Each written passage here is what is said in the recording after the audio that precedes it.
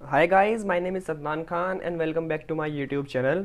सो guys, इससे previous video में हमने कवर किया था कि डाइजेशन माउथ के अंदर हमारा किस प्रकार होता है। ठीक है, अब हम बात करने वाले हैं डाइजेशन स्टमक में कैसे होता है हमारा, और किस किस चीज़ का डाइजेशन स्टमक में होता है। तो देखो, ये है हमारी ईसोफेगस। ईसोफेगस से क्या हुआ, खाना हमारे स्टमक में एंटर होता है। अब खाना हमारे स्टमक में आता है, और ध्यान रखना 4 से 5 घंटे तक खाना जो है हमारे स्टमक में ही स्टोर रहता है। एक कॉपी पेन ले लो और हैंड टू हैंड लिखते रहो जो पॉइंट्स मैं तुम्हें बता रहा हूँ। ठीक है, कुछ पॉइंट्स ऐसे होते हैं जो मैं बोल देता हूँ, लिखता नहीं हूँ, लेकिन वो तुम्हें साथ साथ लिख लेने चाहिए। अब यहाँ पर स्टमक के अंदर 4 से 5 घंटे तक खाना स्टोर रहेगा। अब देखो यहाँ पर होता प्रोसेस क्या चलती है। यहाँ पर दो प्रोसेस चलती हैं, एक चलती है प्रोपल्शन और एक चलती है रिट्रोपल्शन। और इससे बेनिफिट क्या होता है वो भी मैं तुम्हें बताऊंगा। देखो, यहाँ से खाना आया नीचे, खाना जब यहाँ पर आ जाता है तो खाना यहाँ से आगे की तरफ मूव करता है। ठीक है, जो खाना आगे की तरफ मूव करता है उसे हम बोलते हैं propulsion of food. Propulsion of food. ठीक है, जब खाना यहाँ पर आ जाता है तो सेवरल टाइम्स क्या होता है, खाना यहाँ से वापस पीछे की तरफ जाता है। और जो खाना वापस पीछे की तरफ जाता है, इस प्रोसेस को हम बोलते हैं रिट्रोपल्शन ऑफ फूड। तो स्टमक के अंदर क्या हो रहा होता है, प्रोपल्शन ऑफ फूड और रिट्रोपल्शन ऑफ फूड। इससे क्या होता है, जो हमारा खाना है वो बहुत देर तक स्टमक के अंदर स्टोर रहता है, जिसकी वजह से जो एंजाइम्स हैं वो अच्छे से एक्ट कर पाते हैं हमारे फूड के ऊपर। इसका ये बेनिफिट होता है। तो खाना हमारे ईसोफेगस से स्टमक के अंदर आया, और स्टमक के अंदर आने के बाद वो प्रोपल्शन और रिट्रोपल्शन दिखाता है। अब हम बात कर लेते हैं स्टमक के पार्ट के। तो देखो, तुम्हें किसी किसी बुक के अंदर स्टमक के 4 पार्ट दिखेंगे और कहीं कहीं 3 पार्ट दिखेगा, क्योंकि ये जो कार्डियक रीजन है ना, ये एब्सेंट होता है किसी बुक में। तो स्टमक के मेनली 3 पार्ट होते हैं, और कभी कभी हम 4th पार्ट भी कह देते हैं। तो फर्स्ट पार्ट होता है इसका फंडस, दूसरा बॉडी जिसे हम मेन पार्ट बोलते हैं, तीसरा cardiac region, and fourth one is pylorus. ठीक है, ये 4 पार्ट होते हैं स्टमक के। दो कर्वेचर होते हैं इसके, एक होता है greater curvature, this one is greater curvature of stomach, and this one is lesser curvature of stomach. जिस तरीके तुम इसके कर्वेचर देख रहे हो, एक बड़ा एक छोटा है, वैसे ही इसके नाम दिए गए हैं। ठीक है, मैंने तुम्हें यहाँ पर पार्ट्स पढ़ा दिया स्टमक के, और यहाँ पर मैंने तुम्हें प्रोपल्शन और रिट्रोपल्शन के बारे में भी बता दिया। अब क्या होगा, स्टमक के अंदर सिक्रेटरी एंजाइम्स प्रोड्यूस होंगे। ठीक है, अब जो स्टमक की वॉल है, स्टमक की वॉल के ऊपर प्रेजेंट होते हैं ग्लैंड्स, जिसको हम बोलते हैं gastric gland. Gland of stomach is called gastric gland. अब गैस्ट्रिक ग्लैंड जो होते हैं, जैसे कोई मेरे पास यहाँ पर स्टमक के पास एक ग्लैंड है, तो इसके ऊपर ना सेल्स प्रेजेंट होते हैं।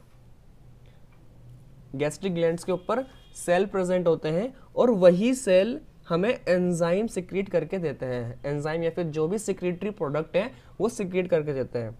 जो ग्लैंड है, जैसे सपोज करो ये कोई ग्लैंड हो गया, अब इन ग्लैंड के ऊपर जो सेल्स लगे हैं ये सिक्रीट करते हैं एंजाइम्स। और वो कौन कौन से सेल्स हैं वो हमें पढ़ना है। जैसे पहला मैंने यहाँ पर लिखा है म्यूकस नेक सेल। म्यूकस नेक सेल सिक्रीट करता है म्यूकस को, इट सिक्रीट म्यूकस। म्यूकस क्या करता है, जो हमारा स्टमक है उसके अंदर जो पीएच होता है वो 1.8 होता है। तो 1.8 पीएच से क्या होगा, जो हमारे स्टमक की वॉल है वो डैमेज हो जाएगी, हमें गैस्ट्रिक अल्सर हो जाएगा। उससे बचाने के लिए म्यूकस प्रोड्यूस होता है। ठीक है, दूसरा यहाँ पर सेल प्रेजेंट होता है चीफ सेल, जिसको हम बोलते हैं पेप्टिक सेल। ये प्रोड्यूस करता है प्रो एंजाइम्स, मतलब इनएक्टिव एंजाइम्स, जिसका नाम है पेप्सिनोजन एंड रेनिन। ध्यान रखना, एंजाइम में डबल एन आएगा, रेनिन में। एक रेनिन हार्मोन भी होता है, उसमें सिंगल एन आता है। ठीक है, नेक्स्ट हम बात करते हैं पैराइटल सेल की या फिर ऑक्जेंटिक सेल। जो पैराइटल सेल और ऑक्जेंटिक सेल है ये रिलीज करते हैं एचसीएल को एंड इंट्रिंसिक फैक्टर को। दोनों के अपने ही अपने यूज है। जो एचसीएल होता है वो एक्टिवेट करवाता है एंजाइम्स को, और जो इंट्रिंसिक फैक्टर होता है ये रिस्पॉन्सिबल होता है विटामिन B12 के एब्जॉर्प्शन के लिए। It is main factor which is responsible for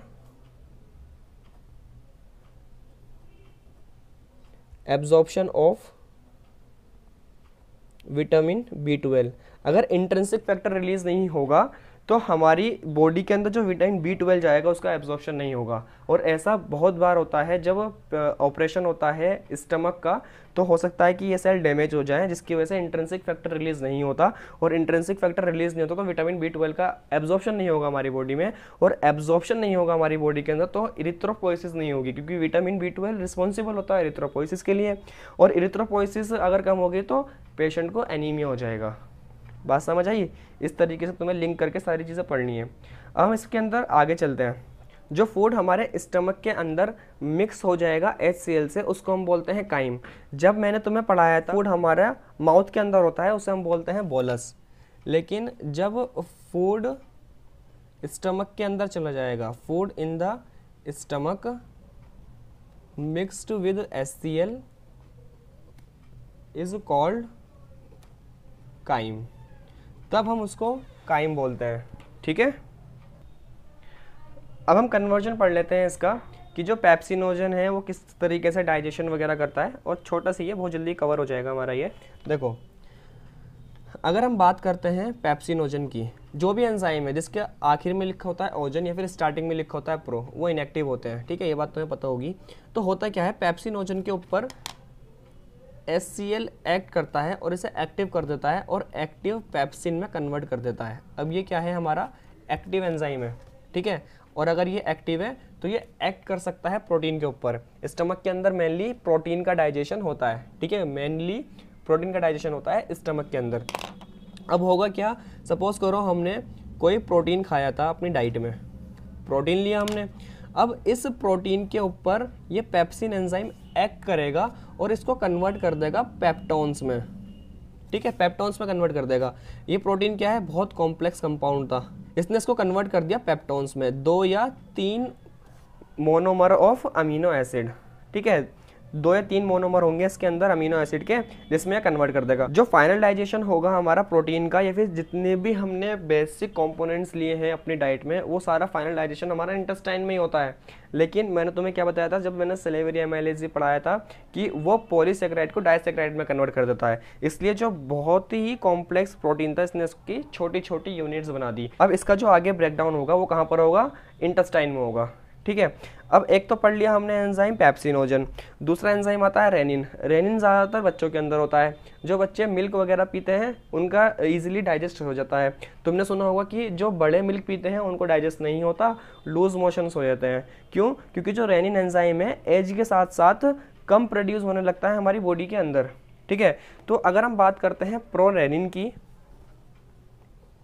prorenin मतलब इनएक्टिव एंजाइम है, इसके ऊपर भी HCl एक्ट करता है और इसको कन्वर्ट कर देता है रेनिन एंजाइम में, रेनिन में। अब क्या है, ये एक्टिव है।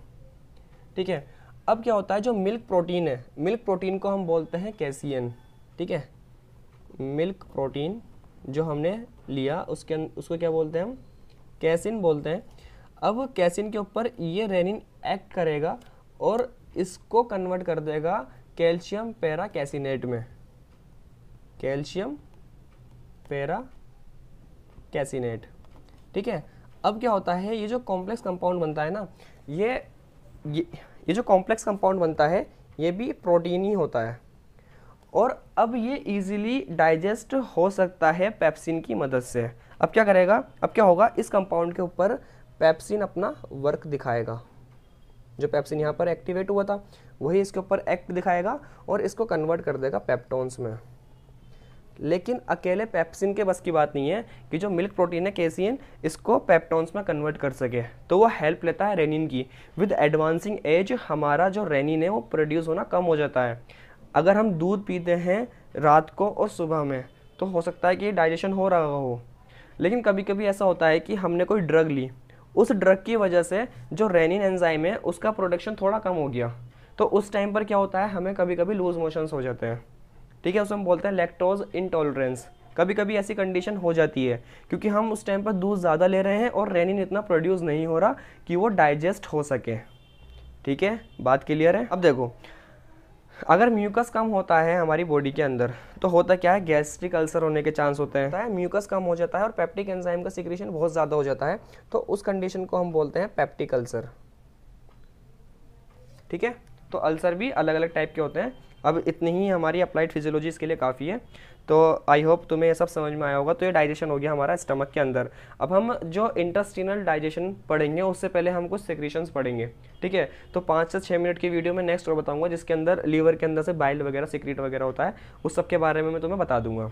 तो अगर तुम्हें ये वीडियो अच्छी लगी, समझ में आया सब कुछ, तो इस वीडियो को लाइक कर देना। और तुम्हें जो भी कुछ क्वेरी वगैरह है तुम्हारी, या फिर कुछ सजेशन देना है किस टाइप से मुझे वीडियो वगैरह बनानी है, तो मुझे कमेंट बॉक्स में ज़रूर बताओ, ठीक है। अगर मेरे चैनल पर अभी विजिट किया है तो चैनल को सब्सक्राइब करके बेल आइकन को प्रेस कर दो, जिससे मैं नेक्स्ट वीडियो अपलोड करूँ आपको उसका नोटिफिकेशन मिल जाए। Okay, thank you so much guys.